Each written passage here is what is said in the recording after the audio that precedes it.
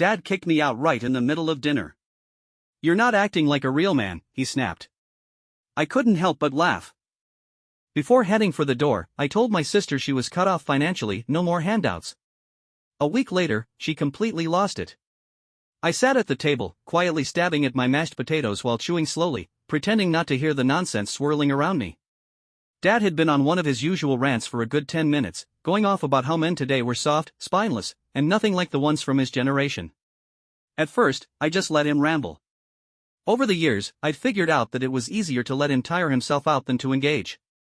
But then he turned to me, pointed his fork like he was delivering a verdict in court, and said, "And you? You're the worst of them all.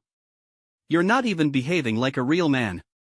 That's when I chuckled, pushed my plate forward, and leaned back in my chair with my arms crossed. "Oh, really? Is that so?"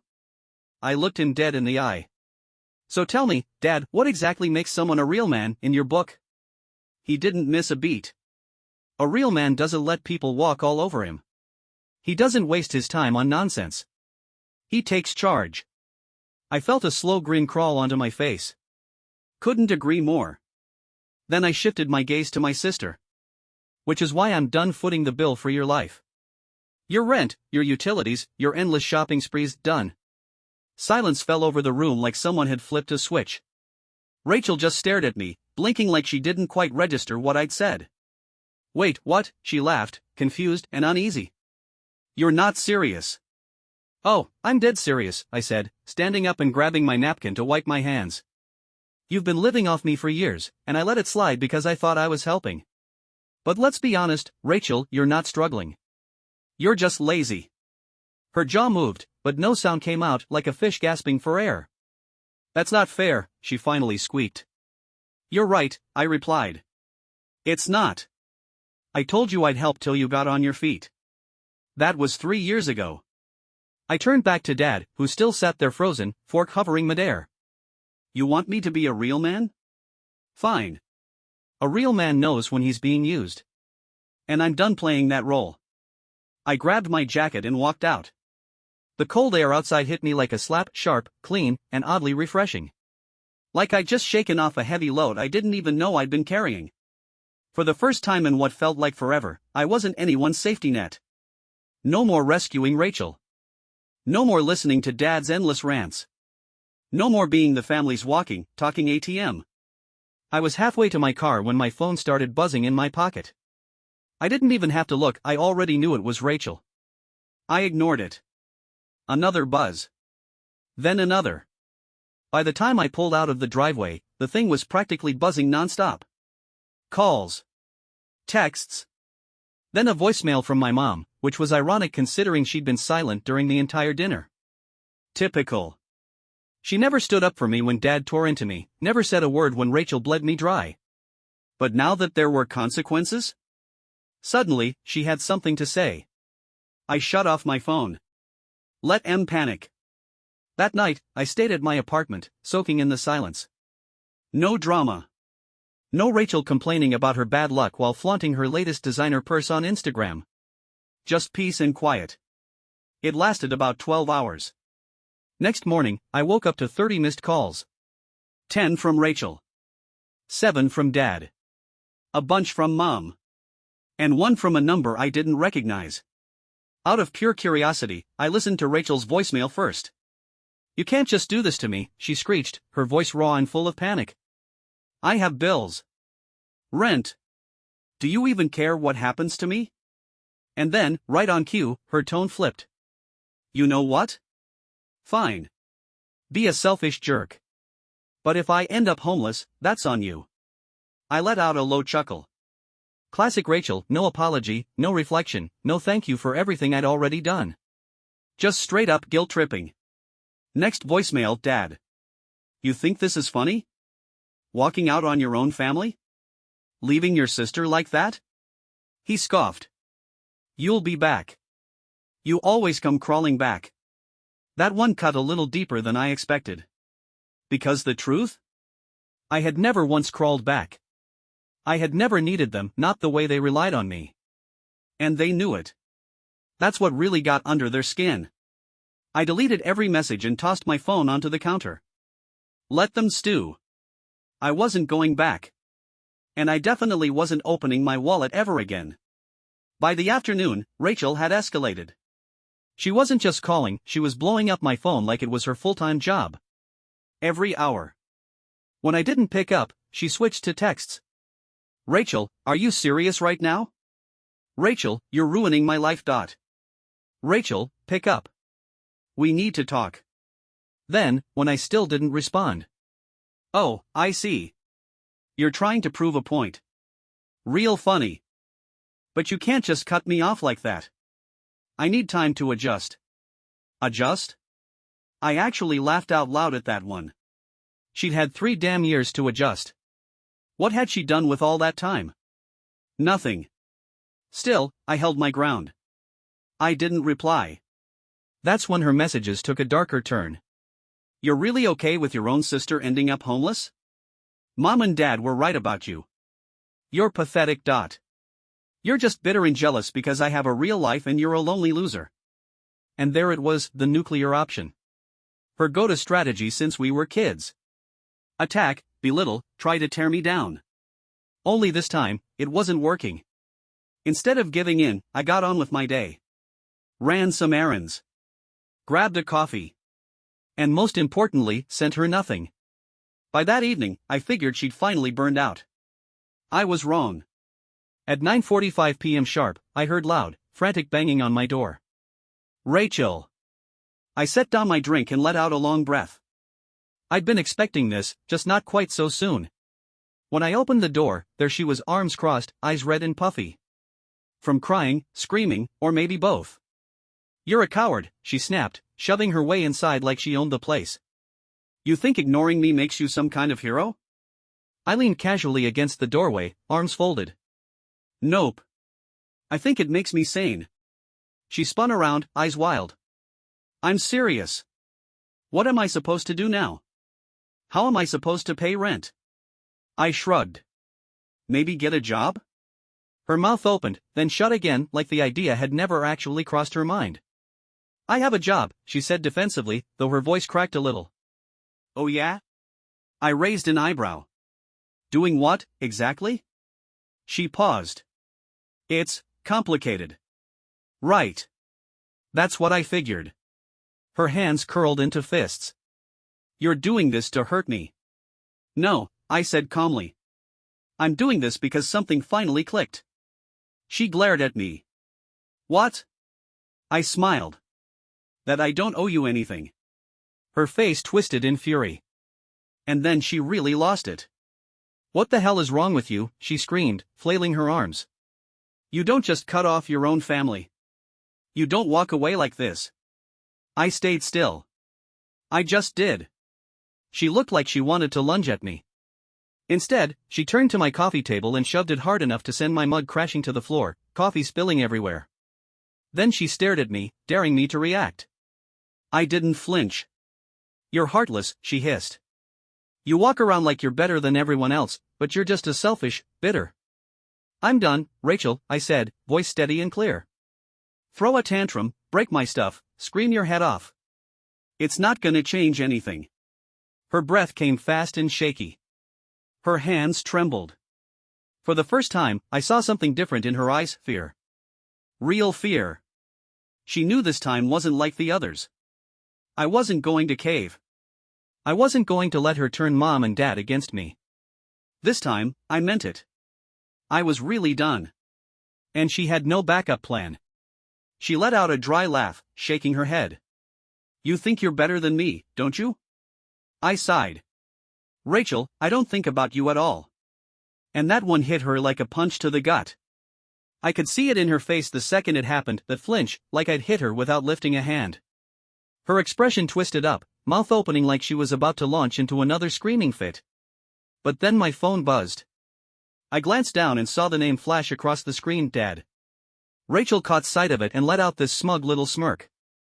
There it is, she sneered, eyes practically glowing with petty satisfaction. You think you're in control now? You think you can just walk away from us? Fine, ignore me. But you know damn well Dad's not gonna let this slide. I exhaled slow through my nose. Because, unfortunately, she wasn't wrong. If Rachel was desperate, Dad was flat out livid. I let the phone ring. But in my gut, I knew this wasn't over. Not by a long shot. Rachel stormed out a few minutes later, slamming the door so hard I'm pretty sure the whole building felt it. I stood there for a second, running a hand through my hair and letting out a long breath. Could have gone worse. Then my phone buzzed again. Dad. Of course. I stared at it for a while. I could have ignored it again. Let it roll to voicemail like I had all day. But I knew better.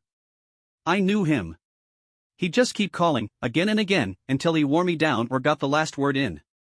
Might as well face it head on. I swiped to answer and muttered, "What?" His voice blasted through the speaker like a shotgun. "That's how you answer me?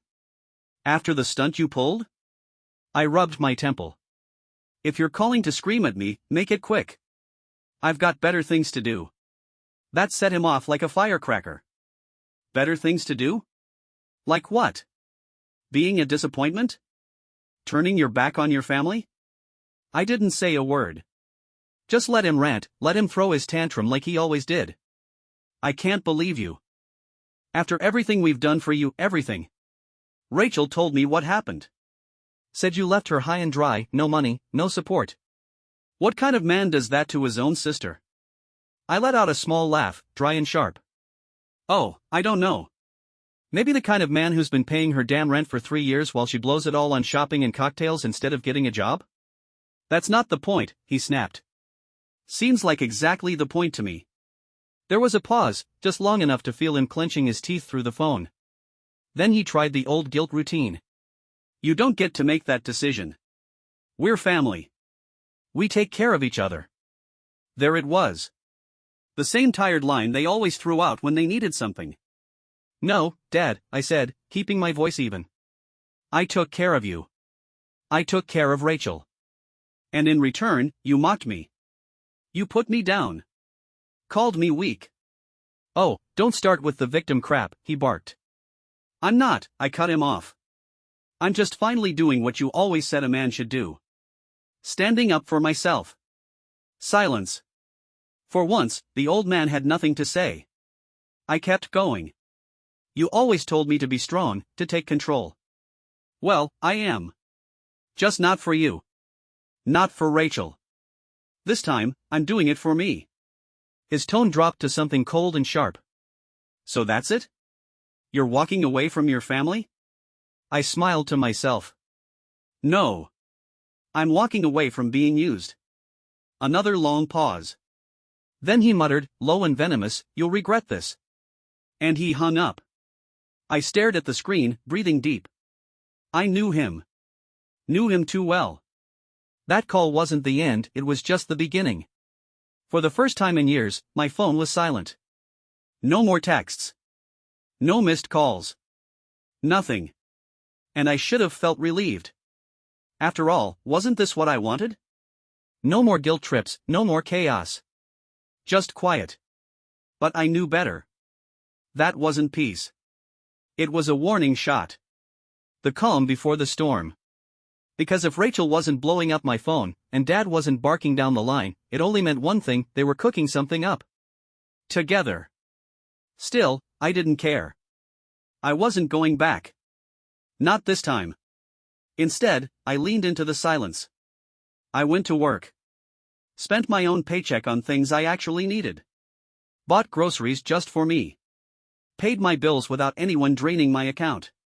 Even went out for drinks with a few old friends and didn't feel one bit guilty about it. And the best part? I didn't feel responsible for anyone but myself. First time in years I wasn't dragging the weight of someone else's mess behind me. But then, exactly 1 week after that dinner from hell, Rachel showed up again. And this time? She didn't come alone. 1 week. That's all it took before she cracked. I had just walked in the door from work, enjoying the sweet silence, when bang. Bang. Bang, someone was pounding on the door like they were trying to knock it off the hinges.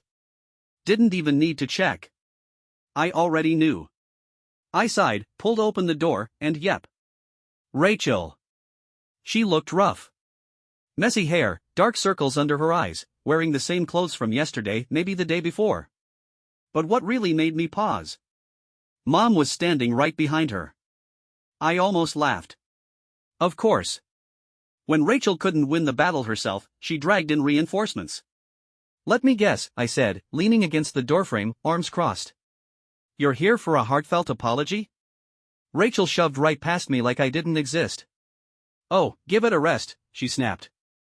I don't have time for your little look at me, I've got a spine now act. I need money. I blinked. That's your pitch? Mom stepped forward, her voice soft, trying the gentle approach. Sweetheart, she's in trouble. I turned to Rachel, arms folded across my chest. She's been in trouble for years. What's the emergency now? Rachel threw her hands up. My landlord gave me an eviction notice. I have a week to pay or I'm out. I shrugged. Sounds like a you problem. Her jaw clenched. You're really gonna let your own sister end up on the street? There it was. The guilt trip. Rachel, I said, sighing, I told you, I'm done. You knew this was coming. I warned you over and over again. Get a job. Stop blowing money. Grow up. You didn't listen. She turned to Mom like she was expecting her to step in and scold me. And, of course, Mom tried. She placed a hand on my arm. Sweetheart, I know you're hurt, but... No, I said firmly. You don't know. If you did, you wouldn't be here trying to dump this on me. Rachel huffed. You have the money. You could fix this right now. I laughed. Exactly. Which is why I won't. She stared at me, stunned like the words just didn't compute. You're unbelievable, she muttered. No, I said, keeping my voice calm. I just finally figured out that bailing you out isn't helping. It's enabling. Her face twisted in rage. You're selfish. You're bitter. You're a pathetic little. Enough, Mom snapped, her voice sharp for the first time. Rachel froze, mid-rant. And then, something I hadn't seen in years. Mom looked right at her, with disappointment. Rachel, she said, rubbing her temples. This isn't his fault. You made this bed. Rachel blinked, stunned. Mom, you can't be serious. No, Mom cut her off. I'm not going to force him. And honestly, I think he's right. Rachel went pale.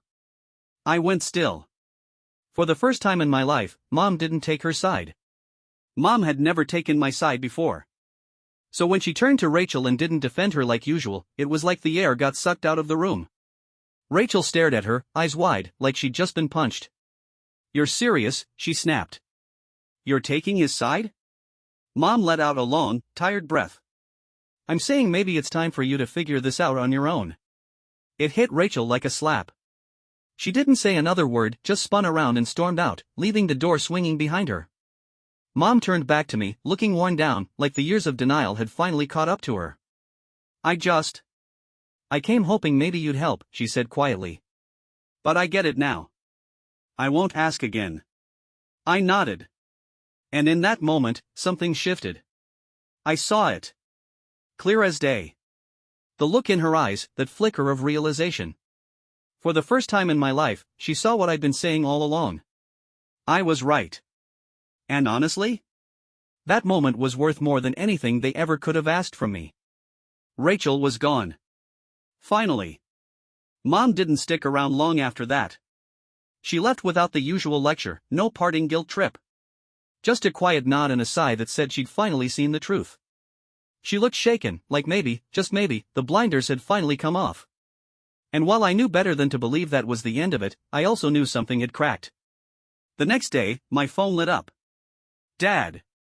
I let it ring. Then again. And again. By the fourth call, I sighed and picked up. His voice practically exploded out of the speaker. You heartless little brat. I had to pull the phone away from my ear. Good to hear from you too, Dad. Don't start with me, he barked. I just got off the phone with your mother. Do you have any idea what you've done? Yeah, I said calmly. I finally set some boundaries. That set him off. You let your own sister, get tossed out like some stray animal. What kind of man does that? I almost laughed. Oh, so now we're suddenly concerned about what makes a man. Because I'm pretty sure a real man doesn't let himself get used like a doormat. Don't you dare talk to me like that, he growled. I raised you. No, I said flatly. You controlled me. You mocked me. You used me. That's not the same as raising someone. There was a beat of silence. I think he was caught off guard that I didn't back down. But of course, he regrouped. He always did. This isn't just about Rachel, he sneered. This is about family. And you're acting like some selfish, entitled little. Entitled? I cut in, laughing dryly. That's rich, coming from the man who expected his son to bankroll the whole damn family and take insults for dessert. You don't understand, he shouted. Family takes care of each other. Oh yeah? I shot back. You mean like how you took care of me? Oh wait, nope. That never happened. All you ever did was take, Dad. Take and take and take. I could hear him breathing hard now. Rage practically buzzed through the phone. Fine, he spat. You wanna act like this? Then you're out. I frowned. Out of what? The family, he hissed. You don't want to help us? Then you're nothing to us. Don't come crawling back when you need something. I let the silence hang for a beat. Then I said, Dad. I've never come to you for anything. Not once. And that's when it hit him. He wasn't cutting me off. I was walking away. I guess that's that, I said, shrugging even though he couldn't see it. Take care, Dad. And then, for the first time ever, I hung up on him. I stared at the phone for a second. Then I blocked his number. Blocked Mom. Blocked Rachel. Just like that, they were all gone. And the craziest part? I didn't feel bad. No guilt. No second guessing. Just peace. That weird, quiet kind of peace I'd only ever imagined. The next few days were silent. Eerily so. No messages. No missed calls. Nothing. It felt strange at first, like standing in the eye of a storm. But deep down, I knew my family too well. Silence didn't mean surrender. It meant planning. And sure enough, the desperation didn't take long to kick in. It started with Mom. I know things got heated, but you don't have to do this. We're still family. Please, just talk to me. I ignored every message. Then came Rachel. Congrats, you officially ruined my life. Are you happy now? Be a man and face what you've done. I nearly laughed at that one. Face what I've done. She meant face the fact that I wasn't swooping in to clean up her mess. Yeah, no thanks. I didn't respond. Then Dad caved. At first, his texts were just as angry as his calls. Ungrateful brat. You think you're better than us? You'll come crawling back. Classic Dad. But after a few days, the tone started to shift. Listen, we don't have to fight like this. I've been thinking. Maybe I was a little harsh. Let's talk. Just you and me. Oh, now he wanted to talk? Now he wanted to play the reasonable father? I didn't reply. I knew what this was. It wasn't an apology. It wasn't change. It was panic. Because without me footing the bill, their house of cards was crashing. It only took 3 more days before Mom finally cracked and sent me the truth. Your father took out a loan to help Rachel with rent. He thought he could pay it back fast, but we're struggling. Badly. Please, can we talk? And just like that, the real reason behind all the sudden interest in family came out. Not because they missed me. Not because they'd changed. But because they were sinking. And they wanted me to be their life raft. And for the first time ever? I didn't care. I stared at that message from Mom. Struggling. Badly. In the past, that would have been all it took. I would have picked up the phone, let them guilt me, and somehow, someway, I'd end up cleaning up another one of Dad's screw-ups or Rachel's disasters. Not this time. I put my phone down and went on with my day. That night, another message. We're still family. Please just talk to us. Then another. We'll figure this out together. You don't have to be cruel. Cruel. That made me shake my head. I wasn't being cruel. I was just done. I had given everything for years, money, time, my damn peace of mind, and all I got in return was mockery and manipulation. They only respected me when they needed me. And now that I wasn't their crutch anymore? Suddenly I was the villain. I thought about replying. Maybe giving them one last explanation. One final mic drop. But then I realized, why bother? They didn't care about what I felt. They never did. They just cared that the safety net was gone. So I did the only thing left to do. I blocked them. All of them. Dad. Mom. Rachel. Gone. For the first time in years, I wasn't living in fear of the next family emergency. I wasn't checking my bank account to see if I could cover someone else's rent. I wasn't waiting for the next crisis to drop in my lap. I was free. And as I leaned back in the quiet of my own space, no buzzing phone, no desperate texts, no fake apologies, I realized something. I didn't regret it. Not even a little.